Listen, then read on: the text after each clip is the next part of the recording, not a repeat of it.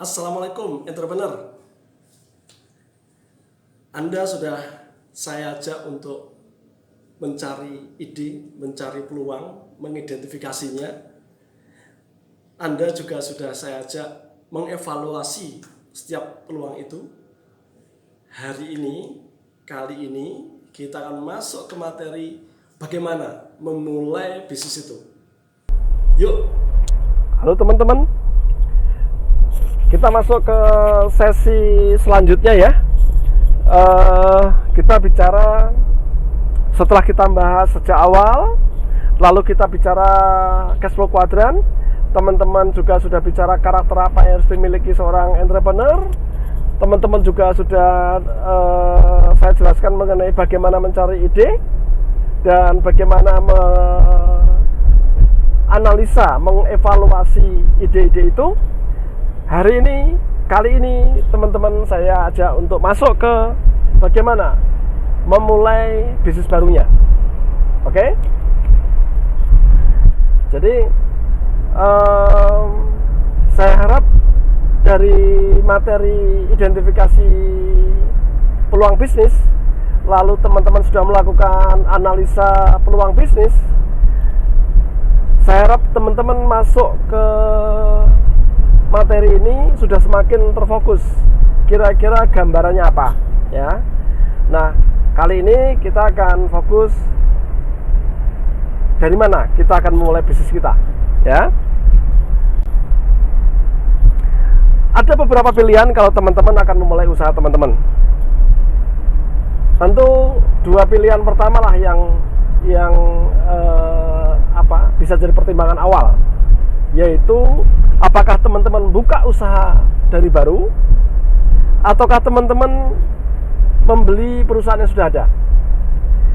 Jadi di sesi sebelumnya saya kasih contoh, setelah melihat kebutuhan konsumen akan masker, lalu setelah teman-teman analisa mengenai teknisnya, mengenai potensi pasarnya, mengenai keuangannya, mengenai persaingannya, di mana teman-teman mantap untuk usaha masker misalkan ya. Nah, pilihannya adalah teman-teman bikin perusahaan masker itu benar-benar perusahaan baru, ataukah teman-teman mengakuisisi perusahaan yang sudah ada. Misalkan ada konveksi yang tutup misalkan, sehingga alat-alatnya, mesin-mesinnya Anda bisa gunakan. Berarti kan Anda nggak perlu membeli mesin dari baru, Anda cukup meneruskan, ataupun bahkan karyawannya pun tinggal nerusin dari yang sudah ada ya. Jadi dua opsi pertama adalah apakah Anda bikin perusahaan dari awal, ataukah Anda cukup mengakuisisi, mengambil alih perusahaan lain sehingga Anda tinggal nerusin. Itu dua pilihan awal. Nah, terlepas dari contoh usaha masker yang saya sampaikan terkait dengan sesi sebelumnya, Anda juga bisa memulai usaha baru dengan nanti memilih waralaba. Karena sekarang kan begitu banyak waralaba di sekeliling Anda. Jadi ini juga menjadi sebuah pilihan kalau teman-teman mau memulai usaha melalui sistem waralaba. Atau di luar tiga atas, teman-teman juga bisa memulai usaha dengan menjalankan outsourcing. Perusahaan baru ataupun mengambil alih perusahaan outsourcing. Nanti saya jelaskan lebih detail ya. Nah, saya jelaskan mulai dari kalau teman-teman memulai usaha dengan membuka perusahaan yang benar-benar baru ya, benar-benar baru. Jadi pengen buka usaha masker, jadi tidak mengakuisisi perusahaan yang sudah ada. Nah, kalau teman-teman buka usaha baru yang benar-benar baru, bukan mengakuisisi, maka salah satu hal yang harus Anda perhatikan adalah mengenai product life cycle ataupun company life cycle. Apa itu? Itu adalah siklus hidup produk atau siklus hidup perusahaan. Ilustrasi sederhananya kayak manusia. Siklus hidupnya adalah mulai dari dikandungan, dilahirkan, balita, dia merangkak berjalan, sampai dengan kedewasaannya dia, dan setelah dewasa dia mulai turun masuk ke manula. Perusahaan ataupun produk juga punya siklus hidup yang kira-kira mirip seperti itu. Perusahaan baru berdiri, lalu tumbuh, lalu sampai di puncaknya. Biasanya setelah di puncaknya agak turun sedikit, lalu manajemennya berusaha agar bagaimana caranya perusahaan tidak turun terus tapi tetap naik terus, kira-kira seperti itu. Ya, hati-hati, karena setiap perusahaan maupun setiap produk itu pasti ada produk life cycle-nya, di mana siklus hidupnya itu selalu dimulai dari masa pengenalan. Begitu Anda buka usaha masker, titik kritis pertama adalah tentu Anda akan keliling memperkenalkan bahwa ini loh, saya punya perusahaan masker, saya punya produk masker. Jadi sebagai sebuah usaha baru, mau tak mau Anda harus ikut mengenai alur siklus hidup produk, yaitu mulai dari perkenalan awal. Begitu produk ataupun perusahaan Anda mulai dikenalkan, setelah itu mulai masuk ke tahap berikutnya adalah tahap pertumbuhan, growth stage, tahap pertumbuhan. Mulai ada transaksi, mulai bertambah karyawannya, mulai bertambah customernya. Itulah sudah masa-masa pertumbuhan. Nah, ada titik di mana produk kita ataupun perusahaan kita itu sampai di level puncak, mature, dewasa, maturity stage, tahap kedewasaan. Jadi customer kita sudah banyak, produk kita sudah banyak, sudah dikenal banyak, segala macam. Itu tanda-tanda bahwa usaha kita, produk kita sudah sampai di level maturity, kedewasaan. Hati-hati, setelah level kedewasaan, level titik puncak itu, maka akan masuk ke level berikutnya adalah saturation, jenuh, di mana tanda-tandanya adalah sudah mulai ada pesaing baru, sehingga perusahaan kita ataupun produk kita udah mulai berkurang permintaannya. Masker yang kita tawarkan lama-lama ada pesaing yang masuk, mantan karyawan kita, mantan customer kita, mantan supplier kita, bikin perusahaan sendiri. Akhirnya menjadi pesaing yang mengurangi pasar kita yang sejak awal kita pegang. Ya, nah itulah siklus hidup normal dari sebuah perusahaan ataupun produk. Jadi product life cycle dengan company life cycle hampir sama. Ya, jadi kalau Anda bikin perusahaan baru, mau tak mau Anda harus siap dan fokus dengan kenyataan bahwa Anda akan berhadapan dengan sebuah siklus hidup usaha. Apalagi di hari-hari awal, pada saat masih di pengenalan, nah itu kerja kerasnya akan luar biasa. Ya, Anda pasti akan ngetok pintu ke rumah sakit, ngetok pintu ke customer mana-mana. Bapak, Ibu, saya punya masker baru, kelebihannya bla bla bla bla bla bla. Pasti akan ada banyak sekali permintaan, tuntutan dari customer yang potensial yang Anda pilih. Ya, itu kira-kira. Nah, diperlukan beberapa kompetensi pada saat teman-teman buka usaha baru dari awal, karena itu artinya Anda masuk ke sebuah tahap di mana itu tahap inkubasi, ya. Nah, apa yang harus diperhatikan kalau teman-teman masuk ke tahap inkubasi karena perusahaannya benar-benar masih baru? Antara lain adalah diperlukan keterampilan untuk menciptakan pelanggan. Kan tadi saya ilustrasikan teman-teman bikin usaha masker. Nah, bagaimana cara teman-teman menemukan pasar-pasarnya teman-teman? kan kita sudah diskusi, sudah saya sharing di sesi sebelumnya mengenai pasar potensial. Jadi sebelum teman-teman meluncurkan usaha ataupun produknya, teman-teman harusnya sudah mendefinisikan customer potensialnya. Nah, begitu Anda mulai masuk ke usaha baru itu, berarti Anda harus punya keterampilan bagaimana pelanggan-pelanggan yang semula Anda anggap itu potensial, itu menjadi kenyataan bertransaksi dengan Anda. Saya punya perusahaan masker, saya ngincer rumah sakit A, B, dan C. Sebelum saya bikin perusahaan, saya udah ngincer, kayaknya itu potensial untuk produk saya dan perusahaan saya.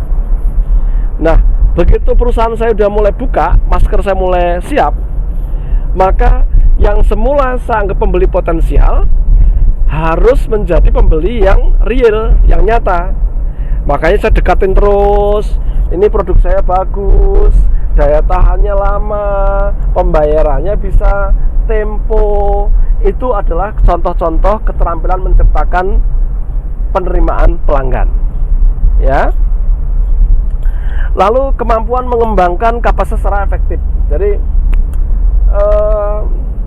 kembali kepada contoh masker, karena teman-teman pada saat menganalisa peluang, teman-teman mengestimasikan, memperkirakan bahwa kira-kira potensi penjualan saya kira-kira di hari-hari awal saya kira-kira sekian pieces misalkan. Nah, Anda harus menyesuaikan dengan kapasitas Anda. Jumlah karyawannya berapa, jumlah mesinnya gimana, itu semua harus Anda sesuaikan. Jangan sampai Anda mengestimasikan bahwa kira-kira dalam setahun pertama masker saya ini terjual akan sekian lah kira-kira, permintaan pasarnya sekian, tapi kapasitas produksi Anda berkali-kali lipat dari itu, karyawannya ternyata berkali lipat dari itu. Akibatnya apa? Investasi Anda jadi mahal, gaji karyawan Anda jadi mahal. Makanya diperlukan kemampuan untuk mengembangkan kapasitas secara efektif. Jadi awalnya estimasi saya berapa, kapasitas saya tersedia berapa. Jangan sampai, saya ulang, jangan sampai estimasi penjualan Anda 100, tapi kapasitas Anda setting 1000. Karena yang terjadi adalah pasti modal Anda, investasi Anda banyak yang tidak terpakai. Ya, sesuaikan antara pasar Anda dengan kapasitas Anda. Bisa diterima? Fleksibilitas dalam pengadaan staf. Ini mirip dengan yang tadi. Jangan sampai Anda berjualannya 100 masker, tapi karyawannya disetting untuk 1000 masker. Akibatnya apa? Biaya karyawan Anda tinggi dan karyawan Anda tidak termanfaatkan secara maksimal, tidak diutilisasi secara maksimal. Sumber daya yang mendukung arus kas neto. Nah, ini masih terkait dengan penjelasan saya sebelumnya. Jadi kalau sejak awal Anda bisa menyesuaikan antara pasar yang Anda estimasikan dengan kapasitas yang ada, maka terkait dengan pengadaan staf, terkait dengan pengadaan aset-aset produksinya, terkait dengan kebutuhan pendanaannya, maka semuanya kalau itu bisa disesuaikan maka akan efektif. Tapi kalau tidak bisa disesuaikan maka sangatlah tidak efektif, yang pada akhirnya akan menimbulkan kerugian. Bisa Anda bayangkan ya. Nah, itu kira-kira masalah-masalah kalau teman-teman memilih membuka perusahaan benar-benar baru, karena Anda harus berhadapan dengan siklus hidup produk dan siklus hidup perusahaan, dimana kalau masih di awal-awal ada beberapa hal yang harus Anda perhatikan, mulai dari bagaimana Anda sulitnya menciptakan pasar, ya, bagaimana sulitnya meyakinkan konsumen. Lalu Anda juga harus punya kemampuan menyesuaikan antara estimasi penjualan dengan kapasitasnya, baik mengenai kapasitas produksinya, kapasitas karyawannya maupun modal kerjanya, ya. Nah, opsi kedua, kalau teman-teman nggak mau berpikir seperti yang opsi pertama, membuat perusahaan dari awal, dari baru, teman-teman boleh memilih opsi berikutnya adalah opsi membeli usaha yang sudah ada. Karena kalau membuat usaha sejak awal, misalkan usaha masker, berarti kan Anda harus mencari mesin jahitnya, Anda harus nyari karyawannya, Anda harus ngelatih karyawannya, kira-kira gitu ya. Anda masih harus nyari konsumennya. Nah, kalau membeli perusahaan yang sudah ada, beberapa hal yang tadi mungkin bisa Anda hindari. Karena apa? Mesin jahitnya sudah ada, karyawannya sudah ada, bahkan mungkin pasarnya sudah ada. Akibatnya apa? Perbedaannya apa dengan yang tadi? Sehingga teman-teman mungkin di company life cycle-nya, di siklus hidup perusahaannya agak sedikit berbeda antara membuat perusahaan yang benar-benar baru dibandingkan dengan membeli perusahaan yang sudah ada. Karena ada beberapa variabel yang berbeda. Contohnya tadi, kalau yang tadi harus nyari karyawan, harus beli mesin, harus ngajarin karyawan, harus nyari konsumen. Kalau membeli perusahaan yang sudah ada, kemungkinan itu semua sudah tersedia. Teman-teman tinggal bayar berapa nilai aset yang sudah ada, berapa karyawan yang sudah ada, tinggal Anda bayar, tinggal jalan, ya. Tentu akan mempersingkat proses persiapannya, sehingga siklus hidup perusahaannya agak berbeda dibandingkan dengan opsi yang pertama tadi, ya.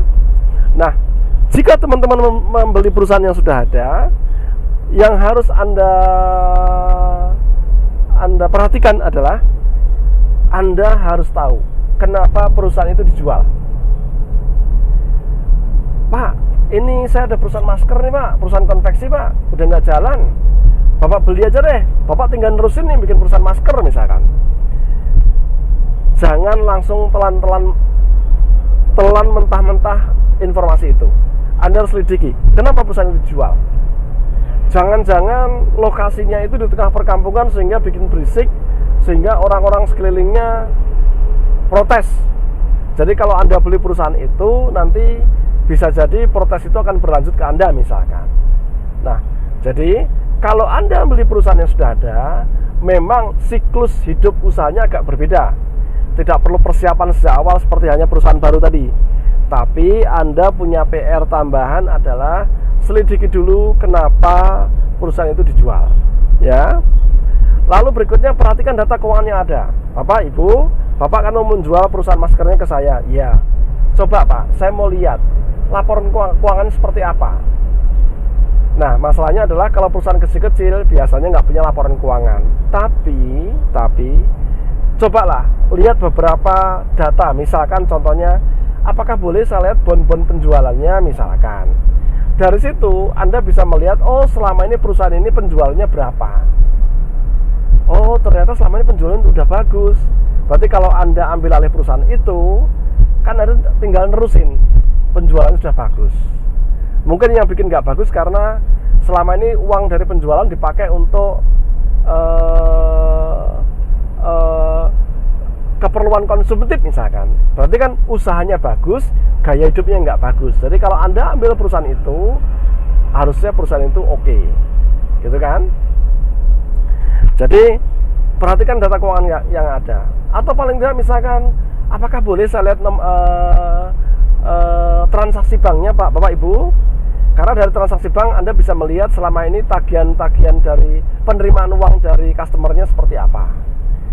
Ya, jadi Anda punya gambaran bahwa oh selama ini jalannya perusahaan kira-kira seperti apa sih, kira-kira seperti itu, ya. Pelajari faktor-faktor non kuantitatif lainnya. Jadi misalkan ada sebuah perusahaan masker di Bogor dijual misalkan. Nah, Anda lihat, oh ternyata perusahaan ini dijual karena hampir bangkrut. Kenapa bangkrut? Karena selama ini dia produksi di Bogor, dijualnya di Bogor. Lalu Anda lihat ternyata kalau jualan masker di Bogor itu persaingan terlalu keras. Oh pantes, gara-gara persaingannya keras, perusahaan ini bangkrut sehingga dijual. Kalau gitu, nanti seandainya saya beli perusahaan masker ini, produksi tetap di Bogor, tapi mungkin penjualannya jangan di Bogor lagi. Anda harus punya solusi lain, misalkan di daerah di luar Bogor. Atau Anda harus pertimbangkan juga, jangan-jangan kondisi pasarnya produk itu udah jelek. Misalkan Anda ditawarin perusahaan yang memproduksi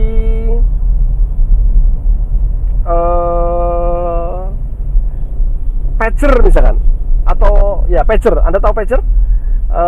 Sebelum ada handphone, dulu ada alat komunikasi namanya pager. Tapi hanya bisa menerima tulisan, jadi kayak SMS gitu aja, nggak bisa suara. Jadi sifatnya one way, mirip SMS. Nah, Anda bisa bayangkan, Anda ditawarin perusahaan pager.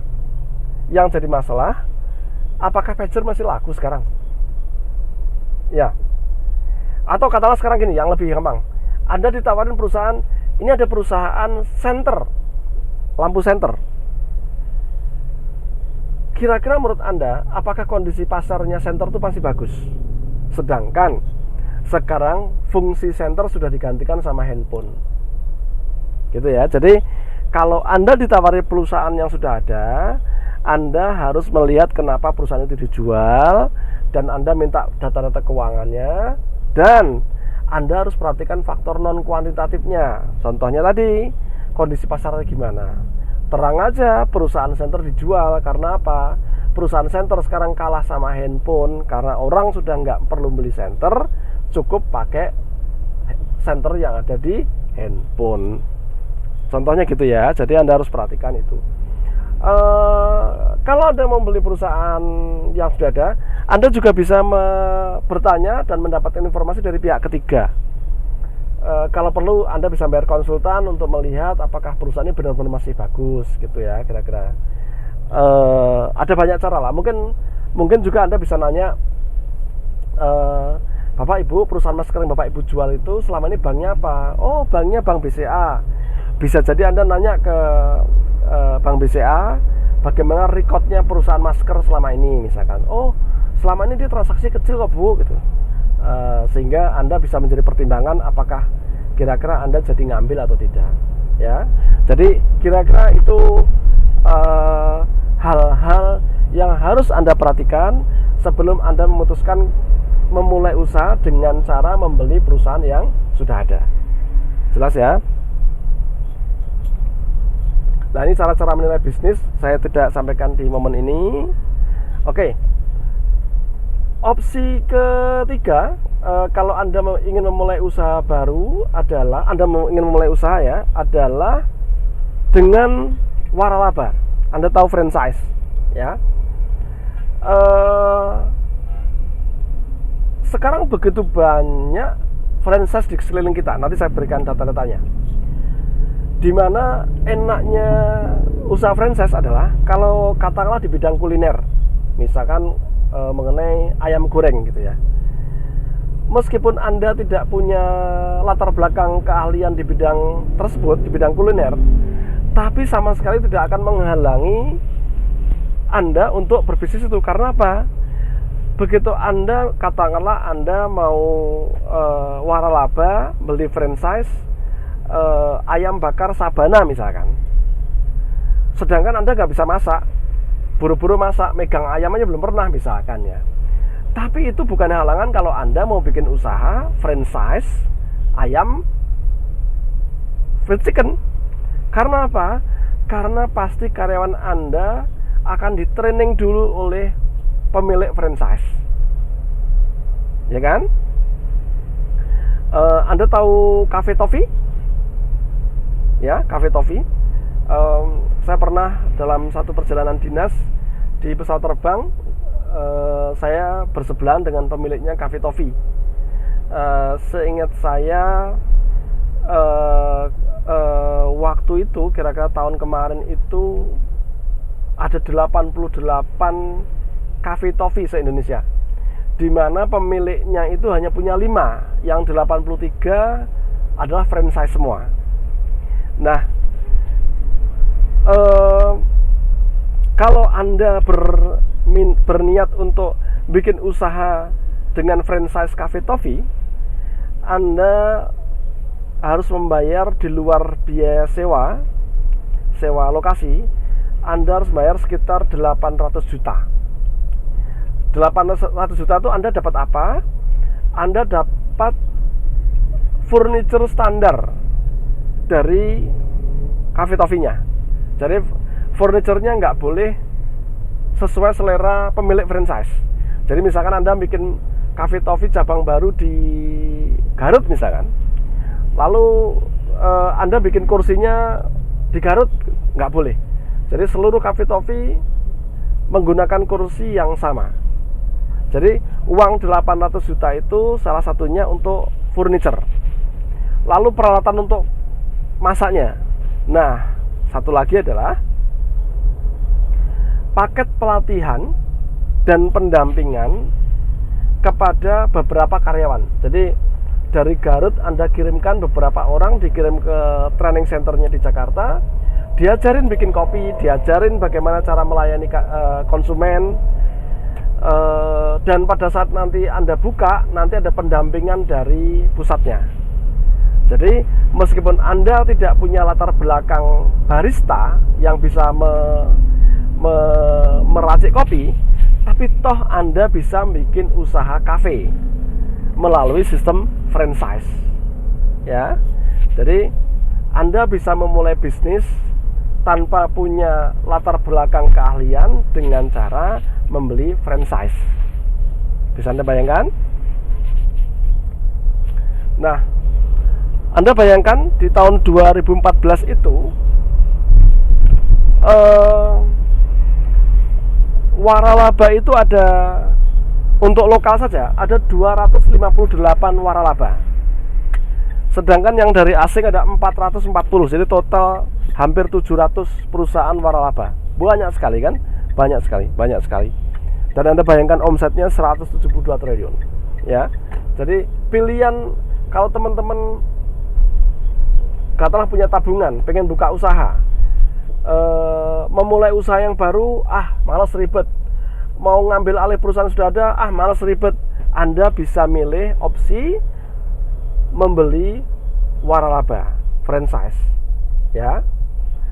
Nah, pilihannya banyak sekali karena ada 700 perusahaan waralaba. Kalau Anda memilih usaha baru melalui pilihan waralaba, ada beberapa plus minusnya, ada beberapa kelemahan dan kekurangannya. Ada kelebihan dan kekurangannya. Apa itu kelebihannya? Satu, konsep terbukti. Katakanlah kayak Indomart, ya, kan konsepnya terbukti bahwa Anda sebagai investor, Anda beli franchise Indomart, sudah terbukti ada ribuan outlet Indomart yang ada, bahwa Anda sebagai investor udah nggak usah mikir apa-apa.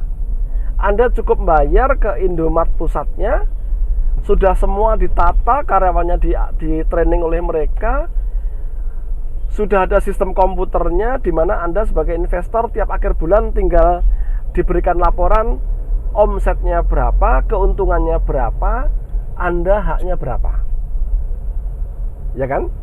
Jadi konsepnya terbukti. Anda kalau udah ngomong Indomart, ya sudah jelas, hitung-hitungannya gimana, semuanya sudah jelas sekali. Nah, karena sudah terbukti, maka mengurangi risiko. Membeli alat dan bahan dengan lebih murah. Seperti hanya tadi yang saya contohkan mengenai cafe toffee. Karena cafe toffee sudah punya 88 outlet, sehingga furniturnya pun dia punya bengkel sendiri. Nah, teoretikalnya karena sudah punya workshop sendiri, bengkel sendiri, sehingga harga furniturnya lebih murah. Atau yang lebih mudah lagi, Anda pikir mengenai, Anda tahu mie ayam gerobak, itu juga franchise. Ya, mie ayam yang ada logonya mie ayam gerobak itu franchise. Nah, kalau Anda, saya lupa, seingat saya sekitar 15 juta. Jadi Anda bayar 15 juta ke mie ayam gerobak, Anda dapat gerobaknya, karyawan Anda diberikan pelatihan, plus Anda bisa beli bahan bakunya, mie-nya, ayamnya itu dari mie ayam gerobaknya. Nah,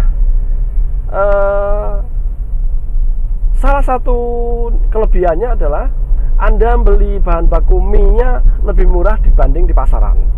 Karena Anda kebayang dong, Anda bisa membayangkan mie ayam gerobak kan produksi dalam porsi besar untuk mitra-mitranya yang franchise, tentu menjadi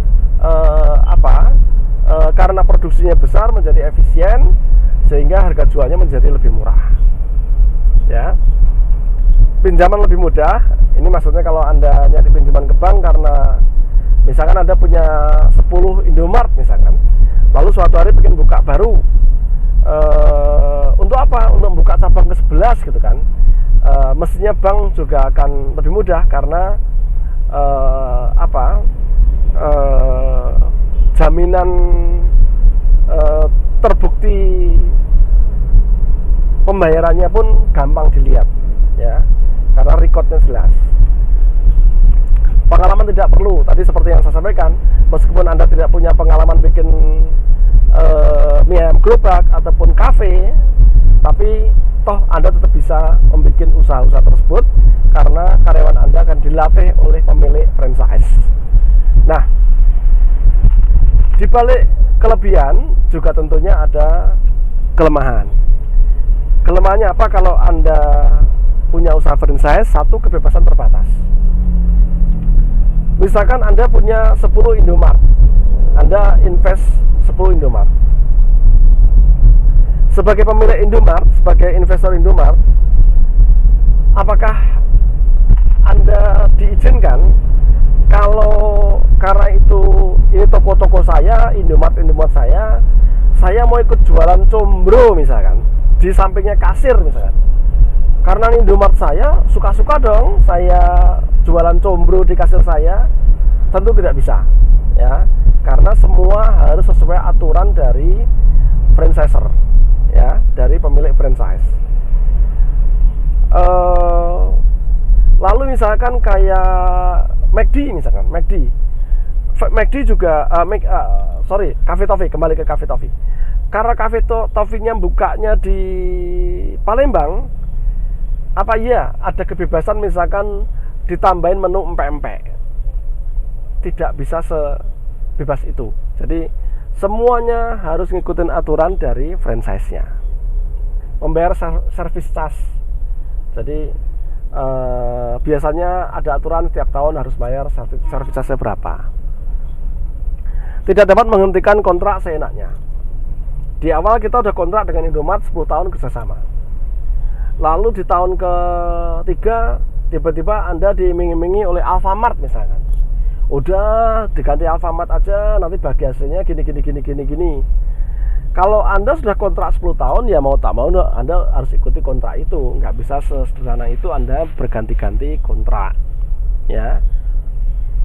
Rentan publisitas buruk. Jadi kalau Anda ikut franchise A misalkan, nah sedangkan di tempat lain misalkan ada kejadian, misalkan kayak tadi kafe misalkan, Cafe Toffee, misalkan di tempat lain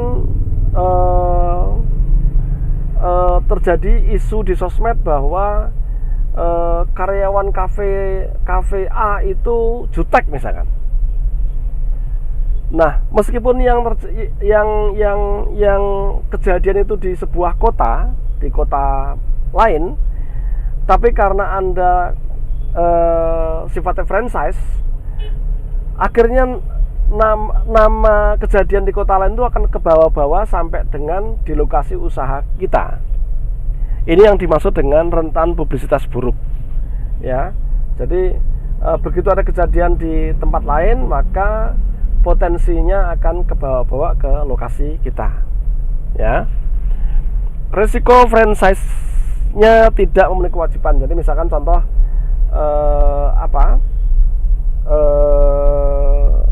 Indomart misalkan, mie ayam gerobak misalkan.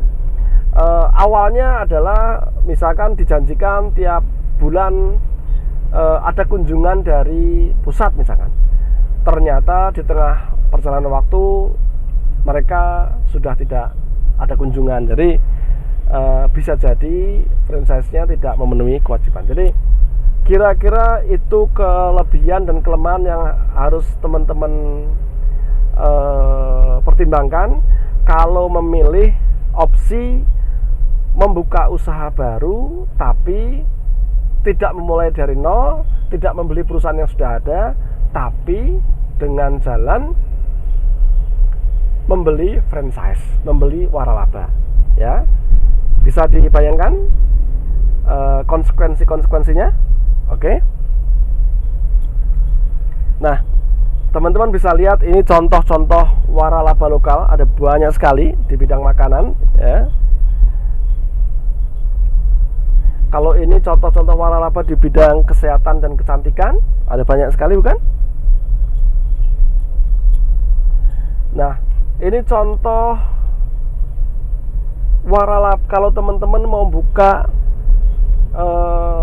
Indomart, ya, dimana diberikan opsi apakah kita buka toko baru ataukah mengambil alih toko Indomart yang sudah ada. Teman-teman bisa lihat komposisi biayanya berapa saja yang harus dikeluarkan, ya.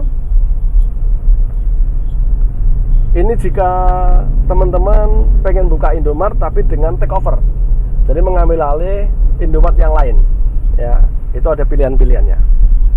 Oke.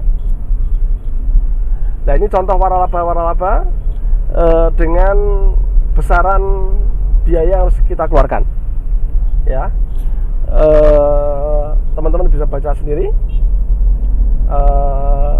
contoh-contoh waralaba dengan besaran biayanya.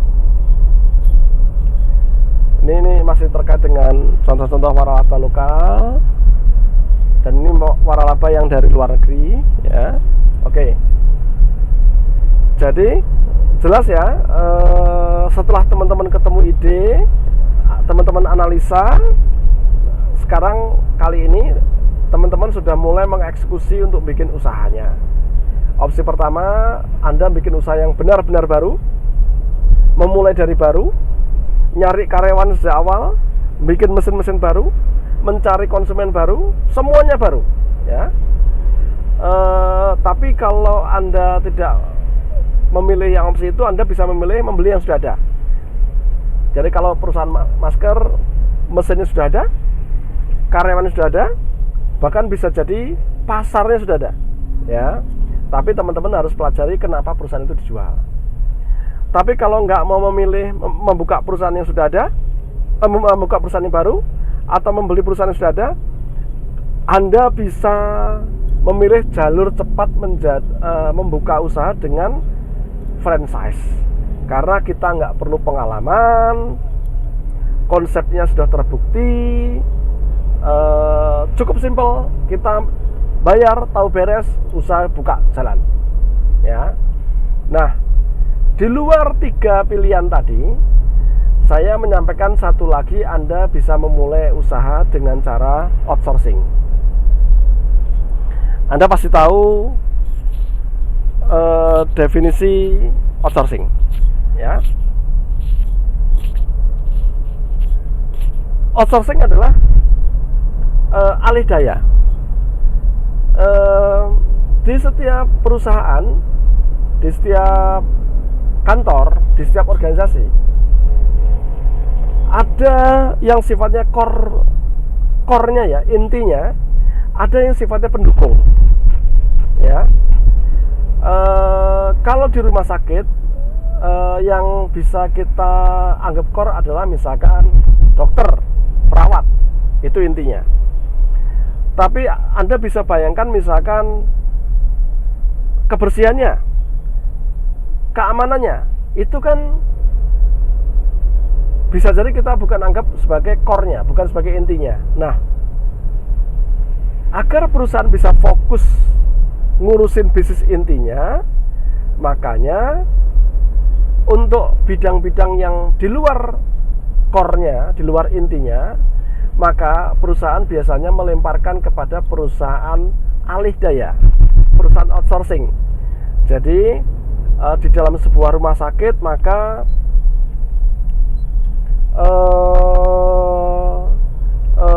untuk tenaga kebersihannya, keamanannya, itu bukan karyawannya, tapi karyawan perusahaan outsourcing, perusahaan alih daya. Karena dianggap ini bukan core-nya, nggak terlalu perusahaan ataupun rumah sakit nggak mau terlalu ngurusin, kira-kira gitu ya. Udahlah, cukup pakai outsourcing saja, kira-kira gitu. Nah, kalau teman-teman sekarang bekerja di dalam sebuah perusahaan atau instansi, cobalah Anda perhatikan apakah ada bidang-bidang yang bisa Anda jadikan inspirasi untuk menawarkan outsourcingnya, ya. Nah, ini adalah alasan-alasan kenapa perusahaan memilih opsi outsourcing. Satu, meningkatkan fokus. Tadi seperti yang sudah saya sampaikan, si rumah sakit, si manajemen rumah sakit, dia pengennya fokus kepada bidang kesehatannya, sehingga dia fokus ngurusin dokter sama perawatnya.